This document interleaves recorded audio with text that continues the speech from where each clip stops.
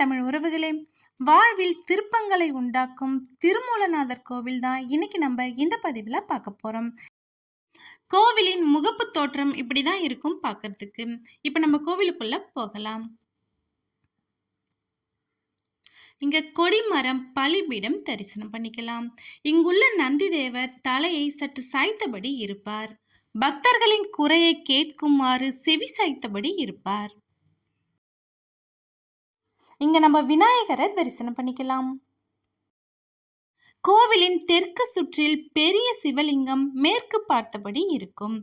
இங்க நம்ம சிவலிங்கத்தை தரிசனம் பண்ணிக்கலாம். இந்த கோவில் எங்க இருக்குன்னு பார்த்தீங்கன்னா, பாண்டிச்சேரி மாவட்டம்.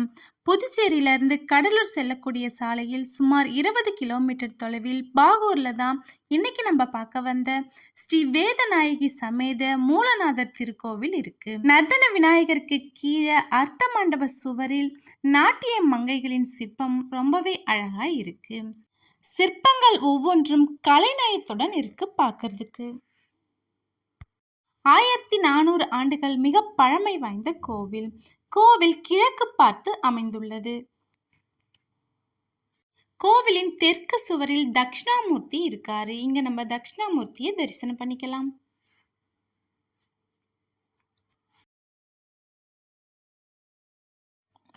நடன மங்கைகளின் சிற்பமும் யானையின் தலையும் ரொம்பவே அழகா இங்க பொறிக்கப்பட்டிருக்கு. கோவில் முதலில் பல்லவர்களால் கட்டப்பட்டு பின் சோழர்களால் புனரமைக்கப்பட்டு ஒரு சில பகுதிகளை சோழர்கள் கட்டியிருக்காங்க. கோவில் முழுவதும் கருங்கற்களை கொண்டு கற்றளையாக கட்டியிருக்காங்க. இப்ப நம்ம பார்த்துக்கிட்டு இருக்கிறது வரசித்தி விநாயகர் ஆலயம். கருவறைக்கு பின்புறம் உள்ள வெளி பிரகாரத்துல கிழக்கு நோக்கி இங்கு வரசித்தி விநாயகர் இருக்காரு.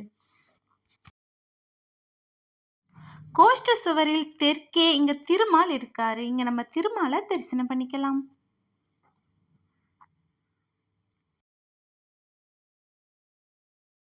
கோவில் முழுவதும் பல கல்வெட்டுக்களை நம்மளால பார்க்க முடியுது. பல கல்வெட்டுக்கள் இருந்தாலும் மிக பழமையான கல்வெட்டு கிபி 959 செதுக்கப்பட்ட கன்னரதேவன் காலத்து கல்வெட்டு தான். இங்குள்ள கல்வெட்டுக்களில் இத்தல இறைவனை ஸ்ரீ மூலஸ்தானம் அம்சமுடைய திருக்கோவிலுடையார் எனவும், ஸ்ரீ மூலட்டானத்து பெருமாள் எனவும், ஸ்ரீ மூலஸ்தானமுடைய மகாதேவர் எனவும் பல பெயர்களில் குறிப்பிடப்பட்டிருக்கு.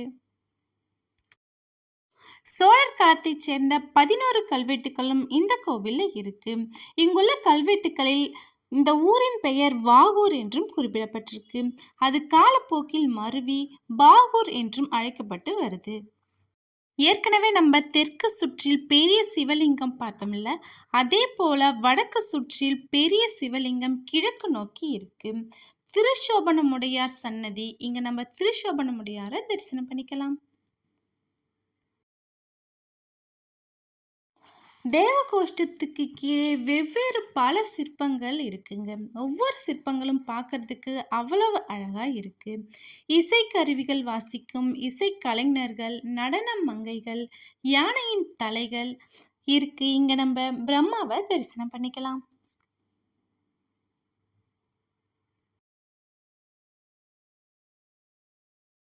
இங்கு ஒரு குட்டி குரங்கின் பின்னால் தாய் குரங்கு அமர்ந்திருப்பது போல அழகிய சிற்பம் பார்க்கறதுக்கு தத்ரூபமா இருக்கு. இங்க நம்ம துர்க்கையை தரிசனம் பண்ணிக்கலாம். இங்குள்ள சிற்பங்களை எல்லாமே பார்த்து ரசித்தபடி வந்தோம் அப்படின்னா இங்க சண்டிகேஸ்வரர் சன்னதி இருக்கும்.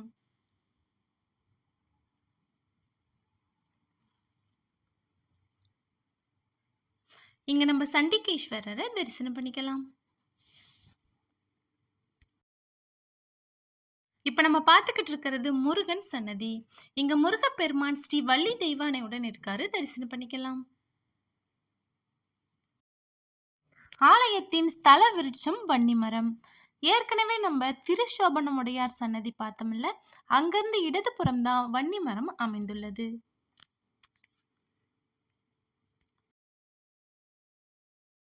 பார்வதி தேவி இத்தலத்தில் வேதநாயகி அம்மனாக அருள் பாலித்து வருகின்றார். அம்மனின் சன்னதி 10ஆம் நூற்றாண்டுக்கு பின்னரே கட்டப்பட்டிருக்கு. இங்கு பொங்கு சனீஸ்வரர் சன்னதி இருக்கு. இங்க நம்ம சுவாமியை தரிசனம் பண்ணிக்கலாம். சனீஸ்வரருக்கு அருகிலேயே நவகிரக சன்னதியும் இருக்கு. இங்க நம்ம நவகிரகங்களை தரிசனம் பண்ணிக்கலாம். ஆலயத்தில் சிதைந்து போன பல சிற்பங்களையும் நம்மளால பார்க்க முடியுது.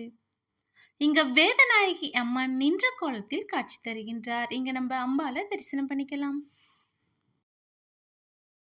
இத்தல மூலவர் திருமூலநாதர், மூலஸ்தானமுடைய மகாதேவர் காட்சி தருகின்றார். இங்க நம்ம தரிசனம் பண்ணிக்கலாம்.